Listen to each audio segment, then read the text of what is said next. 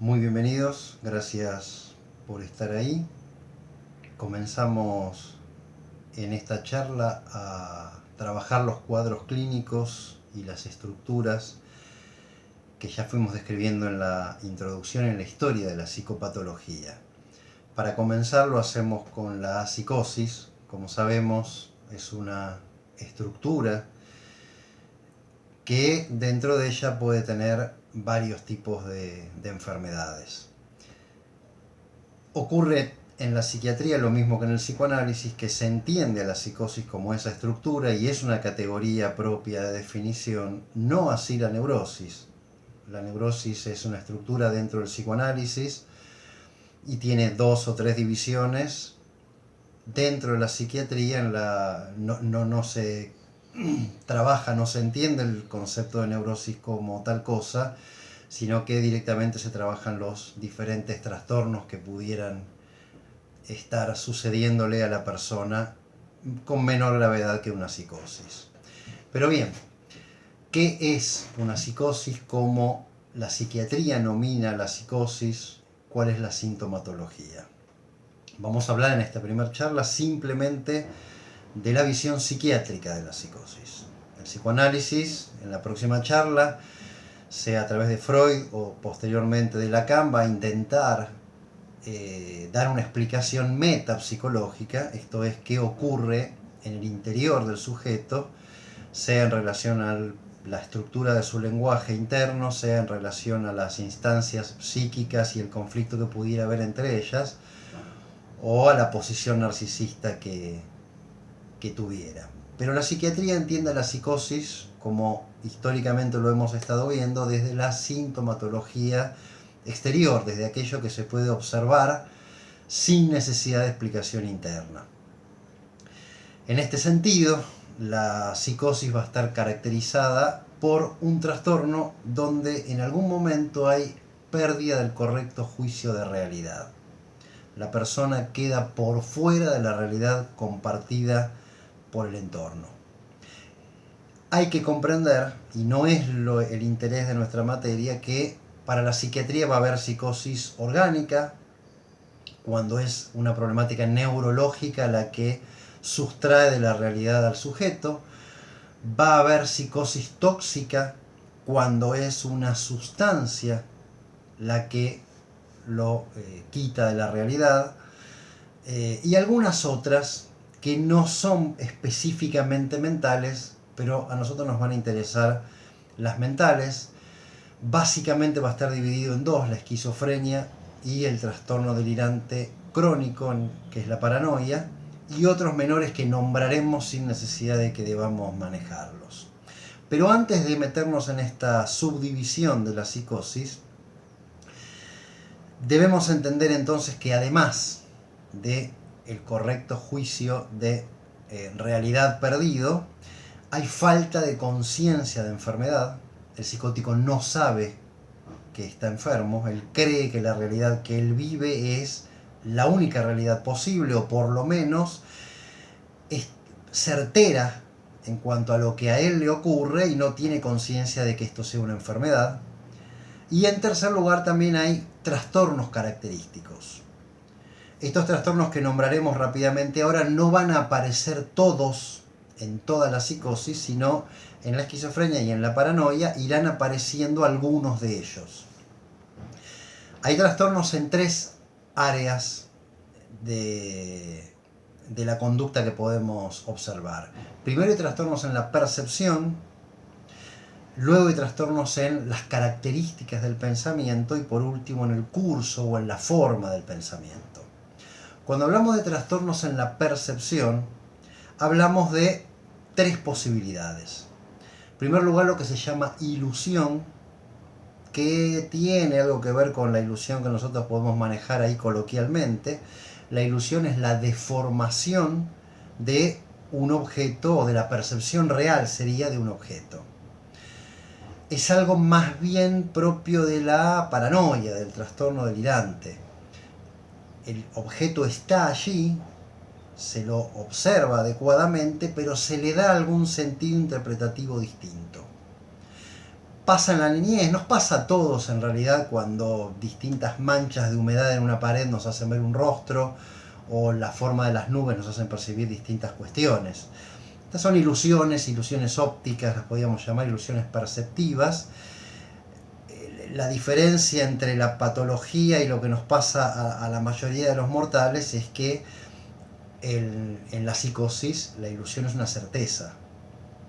Efectivamente, esa mancha de humedad es un rostro que me observa, o ese bulto que veo es un sujeto que está allí, que me está vigilando, o bueno, hay innumerables formas de que esto puede suceder. En segundo término, la alucinación, como bien la definió Esquirol en su momento, es una percepción sin objeto. La alucinación es percibir algo que no está allí. Pudiera ser no solo visual, sino también auditiva. De hecho, principalmente el trastorno perceptivo más importante en la esquizofrenia es la alucinación auditiva, escuchar voces. Pudiera ser olfativa, también pudiera ser sensitiva o táctil, ¿no? Hay alucinaciones prácticamente en todos nuestros sentidos. En la alucinación, como ya dijimos, el sujeto efectivamente está convencido de que eso está allí. Y hay un tercer trastorno perceptivo, no propio de las enfermedades que vamos a ver nosotros, pero que lo tenemos que nombrar, que es lo que se llama alucinosis. En este caso el sujeto sí sabe que ese objeto que percibe no es real, no está allí. Es más propio, sí, en este caso, de cuadros orgánicos. La persona sabe que hay algo en su cerebro que funciona mal y le hace ver cosas que después no están en la realidad. El pasado eso le puede dar cuenta de ello. Luego dijimos, tenemos trastornos en las características del pensamiento.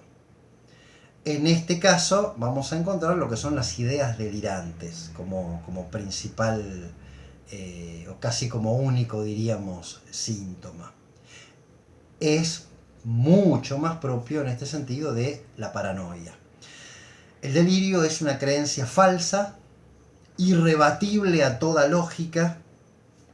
Hay una certeza absoluta de que ese delirio es así y no hay manera de que nosotros podamos convencer a este sujeto de que no es real aquello que él está viviendo. Y que es en un área concreta, en un lugar, pero que el resto de la realidad no está afectada por el delirio. Hay delirios primarios y delirios secundarios. En la psicosis generalmente vamos a hablar de delirios primarios. La vida de la persona está organizada en función a este delirio. Cuando hablamos de un delirio secundario es lo que pudiera suceder, por ejemplo, y en su debido tiempo veremos, a un depresivo, donde por algo primario que es su depresión, la persona termina generando un delirio que siempre tiene que ver con la ruina, con la culpa o con este tipo de contenidos. Pero también dijimos que hay otro tipo de trastornos del pensamiento, en este sentido del curso y de la forma del pensamiento. Esto va a aparecer indiferenciadamente en los dos tipos de psicosis, pero más propiamente en la esquizofrenia también, donde vamos a encontrar una persona con un pensamiento enlentecido, que funciona, podríamos decir coloquialmente, con un delay, o al revés, acelerado hacia formas más maníacas, perseverante. La persona insiste y no puede correrse de un tema que tiene ahí ocupada su mente todo el tiempo. Disgregado, lo que encontraríamos en una ensalada de palabras. La persona florece en distintas palabras sin coordinación, sin lógica, incoherencia, más o menos parecido a esto último, tangencialidad, no puede sostener un curso en su discurso y en su pensamiento y, como solemos decir, se va por las ramas, se corre por cualquier idea anexa, es suficiente para que cambie de tema. Bloqueos, en algún punto se detiene, se frena. Esto el psicoanálisis lo ha analizado largamente, más que nada la perspectiva lacaniana, por el corte del discurso.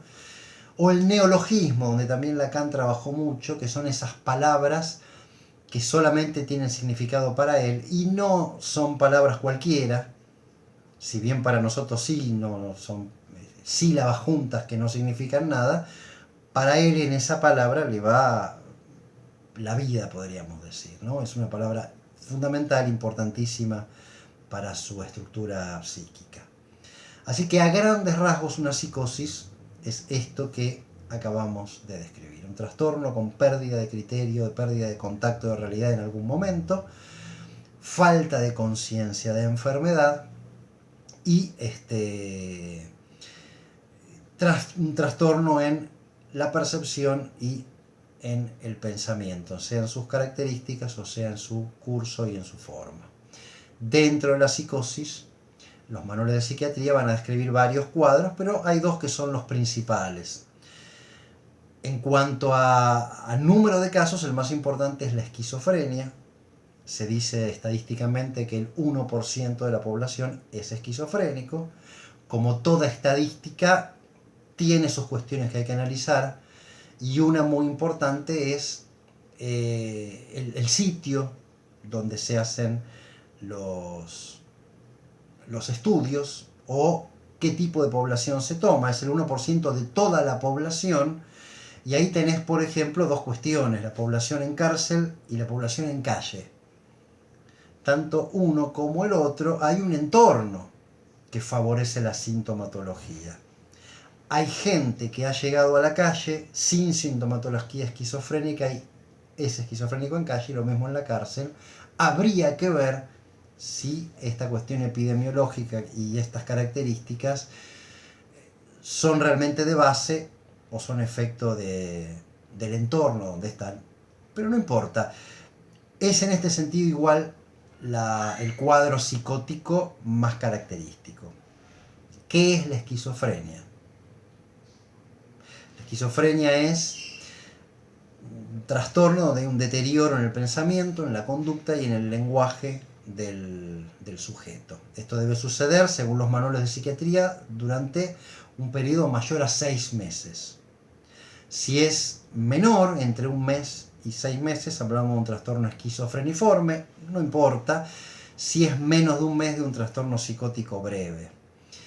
¿Cómo se da la esquizofrenia? Es un recorrido por 3 pasos. Primero los prodromos, va a decir el manual que ustedes van a leer allí, o la fase prodrómica, donde ocurren pequeños o un poco más grandes cambios en el curso, en el contenido del pensamiento, en la forma de la personalidad. Hay cambios en la personalidad, hay abandono de actividades sociales, hay retraimiento, hay irritabilidad que antes no había, hay pasividad, el sujeto puede meterse en cama durante 1 mes entero, no querer salir de su habitación. Probablemente haya cambios en la higiene y en la forma de vestir. Hay ideas que aparecen que antes no estaban, la persona se puede tornar mística, adoptar filosofías o religiones que anteriormente no eran de su interés. Molestias físicas vagas que no describirían ningún tipo de enfermedad, donde el entorno empieza a entender ese tipo de cambios y a preocuparse por ellos, sin que todavía pueda decir hay algo psíquico, hay algo mental, salvo que, bueno, hubiera algún caso previo o tuviéramos ahí alguien que manejara este tipo de conocimiento del que estamos hablando, sino generalmente la gente, más que llamarles la atención, no ocurre. Cuando sí llama la atención es en la segunda fase, que es la esquizofrenia propiamente dicha, que es la fase psicótica, o que es lo que comúnmente conocemos como el brote. La persona se brota, y hay un cambio radical en su conducta, en su forma y curso de pensamiento, hay trastornos perceptivos de los que hablamos recién, la persona pierde el correcto juicio de realidad. Empiezan las alucinaciones, en muchos casos violentas, la persona se asusta mucho, grita, corre, pierde contacto con la realidad, empieza a vestirse en forma inadecuada, empieza a hablar y a dar cuenta de vivencias que está teniendo que sabemos no tienen ningún tipo de sentido lógico. Ahí ya no queda ninguna duda, hay cuadros de excitación psicomotriz también donde necesariamente hay que consultar a un especialista, ¿no? Cualquier persona se da cuenta de que ahí tenemos una persona enferma. Va a ser necesario medicar, en muchos casos, en la mayoría, va a ser necesario internar, por lo menos en observación por algunas noches o más, hasta que cese la fase psicótica, y ahí pasamos a la fase residual, que ustedes lo van a encontrar en el manual como uno de los subtipos de esquizofrenia. En realidad es la tercera fase del recorrido esquizofrénico y tiene que ver con aquello que queda después del brote. La fase residual termina en una gran pérdida afectiva. La persona queda corrida afectivamente de su entorno, queda enlentecida, queda aplanada en sus formas psíquicas, psicológicas, en un retraimiento social, con pensamientos y con formas un tanto extrañas, pero la persona puede empezar a vivir en sociedad. No hay en la esquizofrenia una vuelta a la primer personalidad. Luego del brote esquizofrénico, esa fase residual va a ser permanente. No podemos pensar que esa persona va a volver a ser quien fue antes de ese brote. La esquizofrenia no es una sola, hay todo un debate a ver si deberían nombrar distintas enfermedades o son formas de esquizofrenia. La versión oficial de los DSM y de los manuales CIE es que son subtipos de la esquizofrenia, y hay 3 o 4 característicos. El más importante es lo que se llama esquizofrenia paranoide, donde además de la pérdida de contacto de realidad por los trastornos perceptivos de la esquizofrenia, hay algún tipo de delirio. Hay algún armado, no tan complejo como el de la paranoia, pero hay ideas delirantes que a la persona le ocurren. Hay una esquizofrenia desorganizada o hebefrenia como segundo subtipo. Es la de peor pronóstico, es la que termina en una demencia, es la que ocurre más tempranamente. Si la esquizofrenia paranoide empieza en promedio a los 40 años, la hebefrenia es posteriormente a la adolescencia y es la más desorganizada, es la que aparecen más los trastornos del curso y la forma de pensamiento de las que hablábamos recién. La forma no es la palabra más indicada, pero se ha puesto de moda nominarla así, la forma más bizarra de la esquizofrenia, ¿no? Esas personas que solemos ver que andan por la calle a los gritos, que se desnudan en la calle, que hacen sus necesidades en público, que no logran hilar varias ideas de pensamiento, estaríamos hablando de esta forma de esquizofrenia. La esquizofrenia catatónica es muy extraña, muy rara en nuestro tiempo, y es directamente donde la cuestión motriz está más comprometida. La persona queda detenida en una cama, no se mueve, está inmóvil, dificultad para alimentarse, para llevarla a hacer sus necesidades, porque la persona quedó detenida, pero es muy extraña esa forma. Luego tenemos la esquizofrenia indiferenciada, que es aquella donde por la mezcla de síntomas no es posible ubicarla en ninguna de las anteriores. Van a encontrar la esquizofrenia residual ubicada ahí, y no está en el manual, pero sí en los DSM, la esquizofrenia simple, donde no aparecería sintomatología positiva, sino todos los síntomas negativos. Esto es la persona detenida, que no habla, que no expresa afectividad, que está como bloqueada. El segundo cuadro importante es lo que se llama trastorno delirante o delirante crónico, y es lo que anteriormente se llamaba paranoia. Es un cuadro muy interesante y también muy raro. En la época de la psiquiatría la paranoia era el 90% de los casos. Hoy la paranoia, para que se den una idea, estadísticamente se da entre 1 y 3 de cada 100.000 habitantes en el mundo. Es una forma muy rara. pero muy característica, donde la persona está completamente en tiempo y espacio adecuado, salvo en el delirio. La persona puede ir a trabajar, puede estudiar, puede tener una familia, puede desarrollar su vida adecuadamente, pero está dominada por un delirio. Como muchas veces la persona sabe que nadie va a entender su delirio, se lo guarda en secreto. A pesar de que tiene un montón de conductas y la vida le va en ese delirio, parte de su delirio es que el resto de las personas no lo entiendan. También parte de su delirio es que cuando es internado en un neuropsiquiátrico, los doctores son personas que lo están estudiando porque él es determinado tipo de sujeto, porque es un espía cuyos enemigos lo prendieron y lo sostienen ahí, o inclusive dentro de su delirio está que es necesario que esté internado en ese lugar. Fuera del delirio, entonces dijimos, no hay afecciones ni en su pensamiento, suelen ser personas muy notables de hecho en la vida, ni en sus relaciones ni en sus afectos. Pero bueno, ese delirio es sistemático, tiene una lógica. Las presentaciones de enfermos paranoicos son maravillosas. Uno está viendo una película como El delirante se lo cuenta y el argumento es absolutamente lógico. La persona está convencida y cuando intentamos deconstruir ese delirio, la persona que dice que, por ejemplo, bueno, dentro de esa lamparita que está ahí arriba, hay una cámara que lo filma, uno puede ir, desarmar esa lamparita y mostrarle que esto no es efectivamente así. En ese momento dirá que no, pero inmediatamente rearmará su delirio y volverá a estar observado por esa lamparita u otro lugar donde hay una cámara o un microchip insertado dentro de él mismo y demás. ¿Qué temas suelen dominar el delirio? Bueno, hay varios muy característicos, casi diríamos que todo delirio cae dentro de alguno de ellos. El más común, el que lleva el nombre de la paranoia, es el delirio de persecución.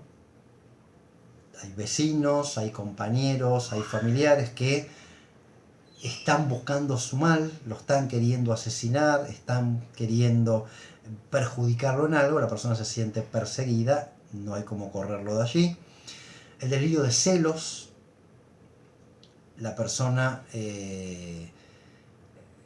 le ocurre la celotipia justamente porque bueno, está convencido de que su objeto de amor es amado o ama a otros. Es donde mejor lo podemos encontrar es en la obra Otelo, ¿no? Esta forma de delirio, algo que no existe pero la persona no puede correrse de ese lugar. Delirio de enfermedad somática, acá hay que tener los psiquiatras un tacto especial para no confundirlo con una hipocondría, que es algo del lado de la neurosis y que veremos más adelante. Delirio de grandeza, aunque nos va a enseñar el psicoanálisis que todo el resto de los delirios también tiene un componente de grandeza. Si me persiguen o si aman mi objeto, bueno, en algún punto siempre la persona se pone en un lugar de prominencia. Tendríamos a Don Quijote como el ejemplo ahí del delirio de grandeza. El delirio de amores o la erotomanía, donde la persona está convencida de que la otra persona es su pareja, lo ama, por más que la otra persona no lo sepa. Ahí tenemos la película Atracción Fatal, quizá, o bueno, varias películas que vinieron después de ella con un argumento parecido, donde se terminan cometiendo actos suicidas u homicidas por el simple hecho de que hay un destino amoroso para con esa persona. Y el delirio reivindicativo. La persona está convencida de que fue dañado en su economía, en su moral o en sus bienes y va a empezar a tomar todo un curso de acción reivindicativo. Y va a iniciar trámites y va a generar acciones judiciales y no va a haber forma de que lo convenzan de que ha sido perjudicado y tiene que reivindicar sus bienes, su honor, su familia, lo que fuere. Como dijimos que la paranoia, el trastorno delirante, el resto de la realidad es muy coherente, muy lógico y la inteligencia no está deteriorada, Este delirio de reivindicación ha llevado a muchos movimientos donde muchas personas después acompañan ese pedido iniciado por una persona que no tiene contacto con la realidad, ¿no? Que a través de un delirio ha avanzado hacia esos lugares. Bien, hasta aquí lo que debemos manejar de la psicosis y de la mirada psiquiátrica sobre la psicosis. Encontrarán ustedes en el manual trastorno psicótico breve, el trastorno compartido, folie deux, ¿no? Cuando el entorno logra que un psicótico convenza a otro de que también es psicótico, la locura de a dos, la parafrenia, un trastorno que estaría en el medio entre la esquizofrenia y la paranoia, pero no todos los manuales, el DSM y el CIE-10, la parafrenia no lo tienen, o sea, son cuadros que algunas escuelas psiquiátricas toman y no todas, por lo tanto nosotros lo vamos a descartar. Y conociendo lo que es una psicosis, una esquizofrenia y un trastorno delirante o paranoia, alcanzará a los fines de nuestra materia. Así que bueno, hasta aquí vamos a llegar con esta charla. Si quedan preguntas, comentarios, lo hacemos en el foro que abriremos para tal fin y nos estaremos volviendo a encontrar con la mirada psicoanalítica de la psicosis. Gracias por la atención dispensada.